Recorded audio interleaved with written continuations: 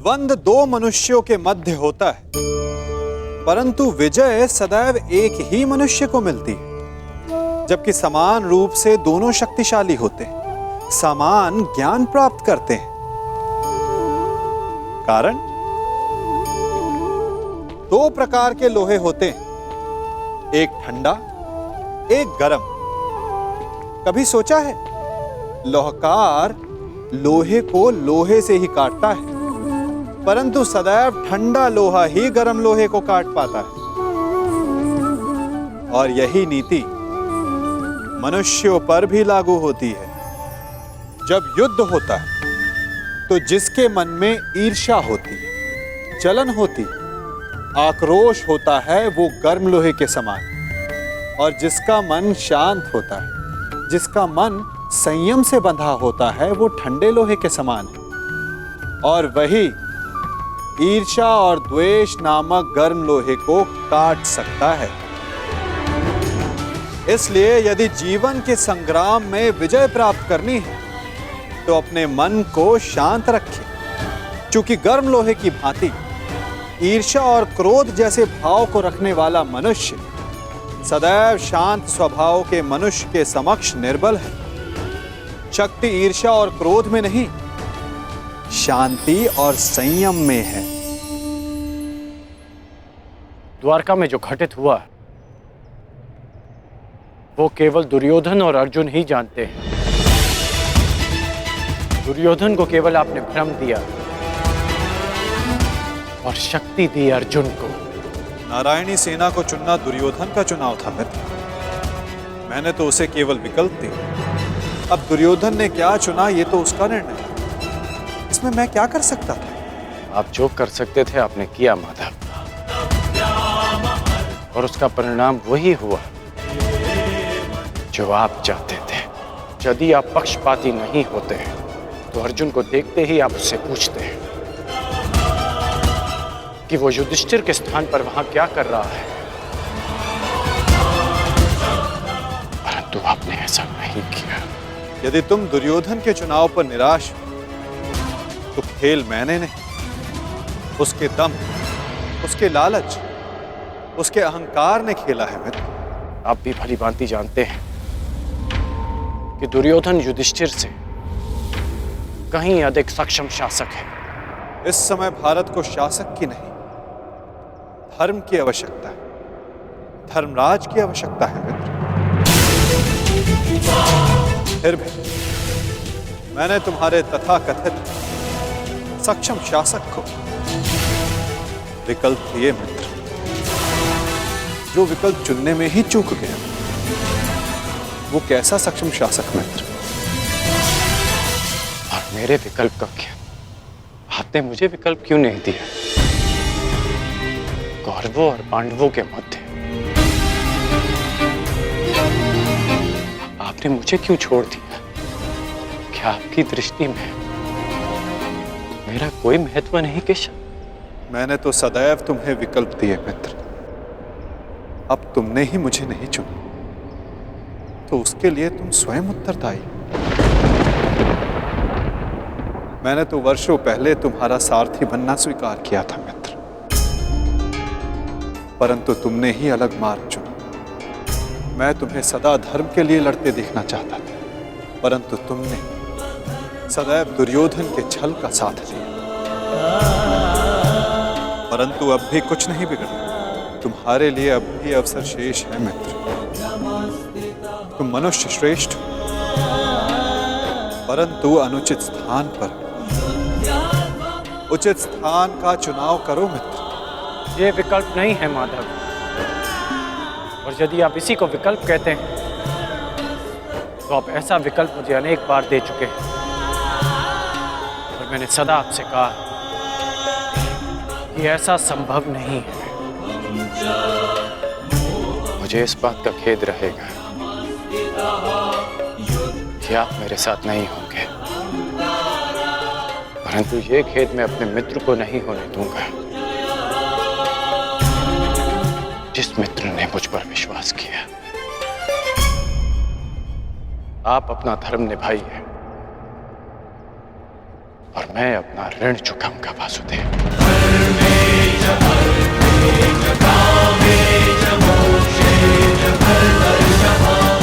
युद्ध में भेंट होगी।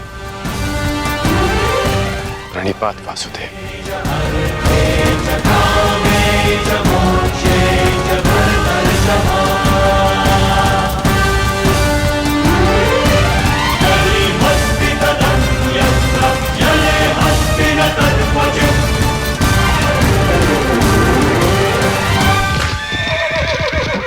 नहीं मित्र, युद्ध से पूर्व हमारी भेंट होगी और मैं तुम्हें एक और अवसर दूंगा। तुम्हें आभास कराऊंगा कि जितना सम्मान तुम्हें चाहिए उससे कहीं अधिक सम्मान के योग्य हो तुम।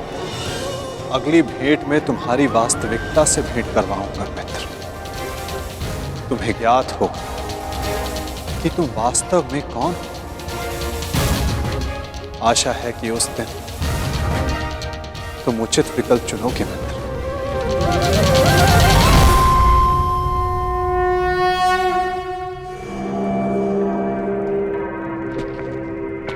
अमाश्री,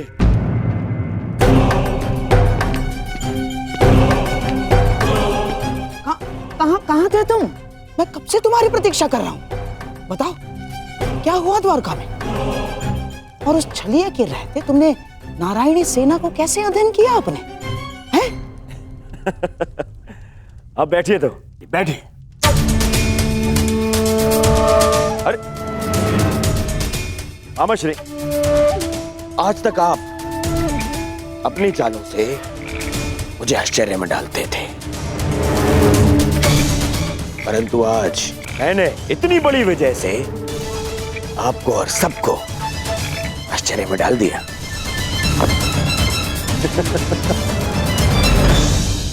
सब इतने प्रसन्न है मेरे इस निर्णय से, सिवाय मेरे मित्र कर्ण के। समझ में नहीं आता उसे अभी भी ऐसा क्यों लगता है कि मुझे सेना को छोड़ के उसने हत्या कृष्ण को चुनना चाहिए था।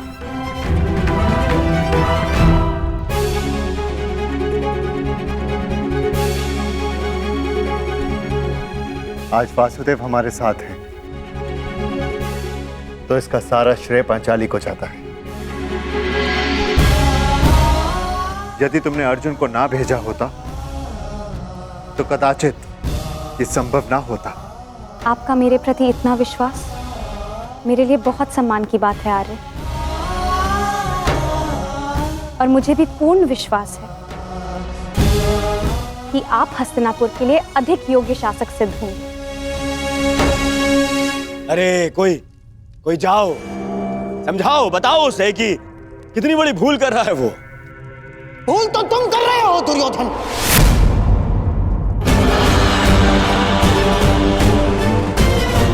आज पहली बार मैं कर्ण से सहमत हूं। तुम्हें नारायणी सेना के स्थान पर कृष्ण को ही चुनना था। ये क्या कर लिया तुमने? अरे मैंने क्या किया मामाश्री? उस कृष्ण ने वहां वचन दिया कि वो युद्ध में अस्त्र नहीं उठाएगा, तो फिर मैं नारायणी सेना को छोड़कर उसने हत्या कृष्ण को चुनकर क्या कर लेता? अब हमारे विरुद्ध पूरी नारायणी सेना होगी जो हर प्रकार की व्यूह रचना में निपुण है। हमें अपने सैनिकों को श्रेष्ठ प्रशिक्षण देना होगा। अब तक माधव हमारे साथ है नकुल, हमें किसी बात की चिंता करने की कोई आवश्यकता नहीं। यदि आज वो हमारे पक्ष में होता तो पांडवों के लिए नहीं, आज वो हमारे लिए रणनीति बनाता, हमारे लिए। उसका वास्तविक अस्त्र तो उसकी नीति ही है। वो कृष्ण कोई साधारण मनुष्य नहीं है ना। अरे महामायावी है वो, महामायावी। वो समय को अपने मुताबिक चलाना जानता है, और इतना ही नहीं, वो अपने पक्ष के अनुसार परिस्थितियां भी बदल देता है। समझ गए? इसीलिए हम आरंभ से चाहते थे कि पांडवों से कैसे अलग कर दिया जाए उस छलिए को, परंतु तुमने इतना बड़ा अवसर गवा दिया। क्या किया ये है? क्या कर दिया ये तुमने? अरे समझ में नहीं आता है मुझे, क्यों क्यों सब उस कृष्ण से इतना भयभीत हैं? क्यों? कुछ नहीं बिगाड़ पाएगा वो। अब तो उसकी सेना भी मेरे अधीन है। कुछ नहीं बिगाड़ पाएगा वो। देखो दुर्योधन, अब इस बात पर वाद विवाद करके समय व्यर्थ करने से कोई लाभ नहीं। जो हानि होनी थी वो तो हो चुकी। अब इस हानि की भरपाई करने का समय आ गया है। उचित कहा आर्य। अब चाहे जो हो जाए, कौरवों की पराजय निश्चित है, क्योंकि ये धर्म युद्ध है। विजय धर्म की ही होगी और वासुदेव के हमारे पक्ष में आने के साथ साथ न्याय और धर्म भी हमारे पक्ष में है। विजय हमारी होगी।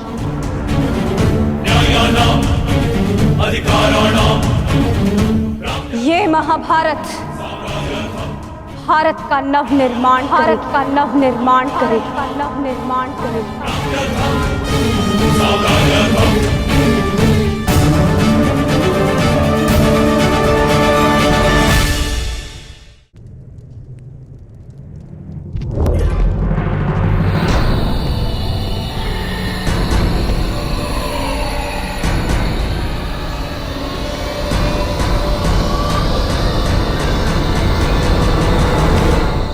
अच्छा हुआ कर्ण, तुम आ गए।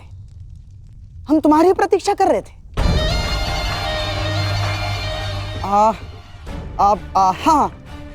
सभा का आरंभ मैं सबसे पूर्व महाराज धृतराष्ट्र को राजकुमारी लक्ष्मणा के विवाह की बधाई देकर करना चाहता हूं। बधाई हो महाराज। और हाँ, अत्यंत खेद के साथ मुझे ये भी कहना पड़ रहा है कि ये अंतिम शुभ अवसर था जिसमें सारे कुरुकुल ने भाग लिया। हाँ, क्या पता इस युद्ध के पश्चात कौन जीवित रहेगा और कौन नहीं।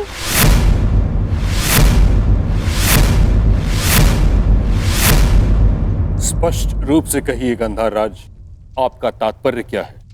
अब से पूर्व तो आपने इस प्रकार के विचार कभी प्रकट नहीं किए, और अब जब दुर्योधन ने कृष्ण को ना चुनकर नारायणी सेना को चुना है, तो अब इस प्रकार के विचार क्यों?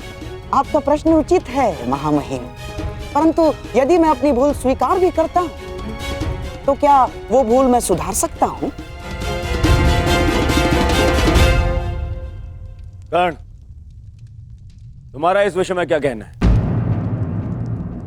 मेरा मानना है कि हमें वार्तालाप में समय व्यर्थ नहीं करना चाहिए। हमें अपनी सेना को प्रशिक्षण देकर उन्हें और शक्तिशाली बनाना होगा। अपनी सेना में अधिक से अधिक महान योद्धाओं को एकत्रित करना होगा। मेरा एक और मानना है कि हमें युद्ध के लिए तत्पर रहना चाहिए।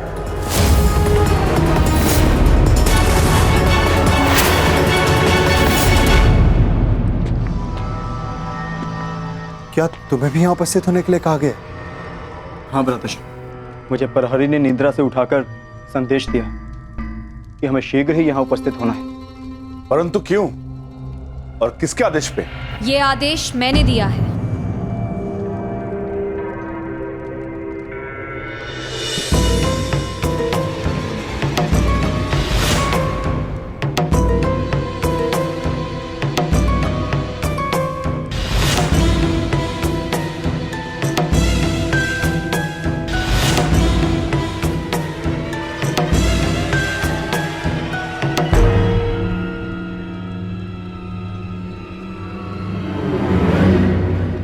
पांचाली, इतनी रात में तुम ये? क्योंकि ये समय सोने का नहीं है धर्मराज, जागने का है। और जो बात मैं कहना चाहती हूं उसके लिए सूर्योदय की प्रतीक्षा नहीं कर सकती। ऐसा क्या है पांचाली?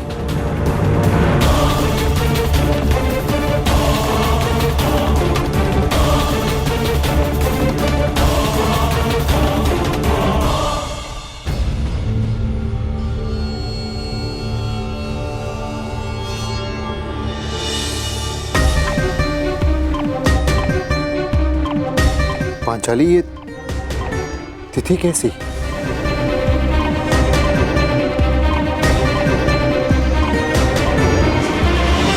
ये वो तिथि है आर्य जिस दिन हम कौरवों के विरुद्ध युद्ध आरंभ करेंगे। यदि ये युद्ध हुआ तो कितने योद्धा और कितने सैनिक मारे जाएंगे? महाराज, इस तथ्य से सभा में उपस्थित सभी मनुष्य अवगत हैं। हाँ, ये भी तो हो सकता है कि हम में से किसी को युद्ध में जाने की आवश्यकता ना पड़े।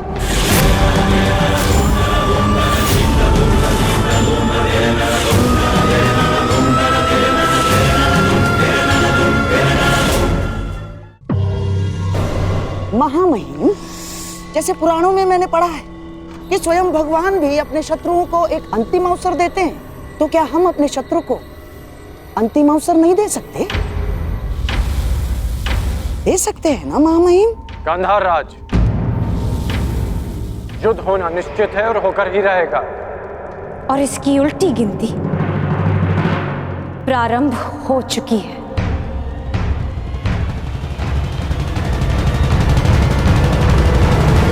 मैं तुम्हारे विचारों से सहमत नहीं हूं। जितना असहमत मैं गंधार नरेश की सोच से हूं, उतना ही असहमत मैं इस निष्कर्ष से हूं। हर परिस्थिति में संधि युद्ध से श्रेष्ठ होती है। हमें पांडवों से संधि वार्ता कर लेनी चाहिए। युद्ध अभी प्रारंभ नहीं हुआ है महाराज, हम इसे रोकने का प्रयास कर रहे हैं। हमें पांडवों से शांति वार्ता करनी चाहिए। मैं जानता हूं कि आप भी ये युद्ध रोकना चाहते हैं। हम भी नहीं चाहते कि ये युद्ध हो। हमारा प्रयास है कि हस्तिनापुर के मस्तक पर इस महाविनाशी युद्ध का कलंक न लगे। ठीक है ताक्षरी, यदि यह हस्तिनापुर के भविष्य का प्रश्न है तो हम अपने दूत को पांडवों के समक्ष भेजने की आज्ञा देते हैं। हमें उन तक संदेश देना है कि हस्तिनापुर भी इस युद्ध के विरुद्ध है। और युद्ध के अंतिम दिन मैं अपने अपमान का प्रतिशोध लूंगी।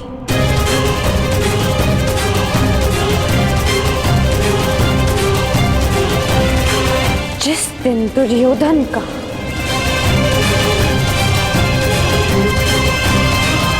अंत होगा।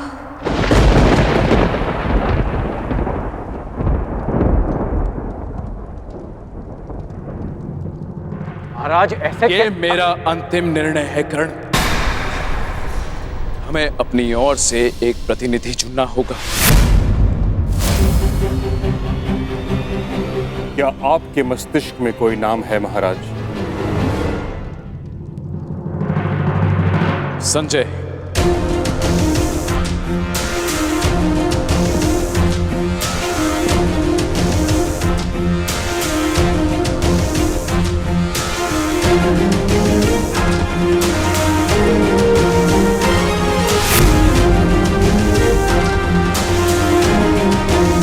प्रणिपात महाराज।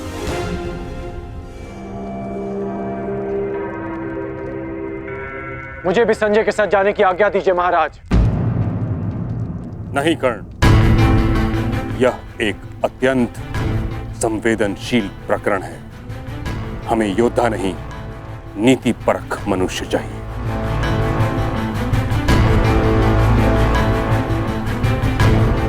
विदुर, तुम संजय के साथ जाओगे।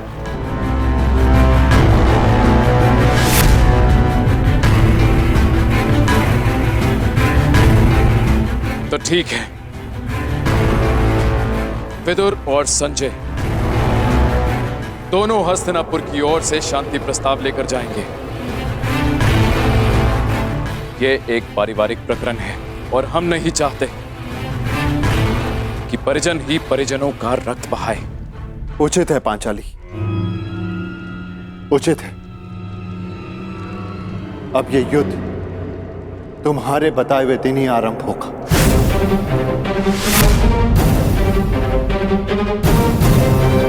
और इसका संदेश हम कौरवों तक पहुंचा देंगे।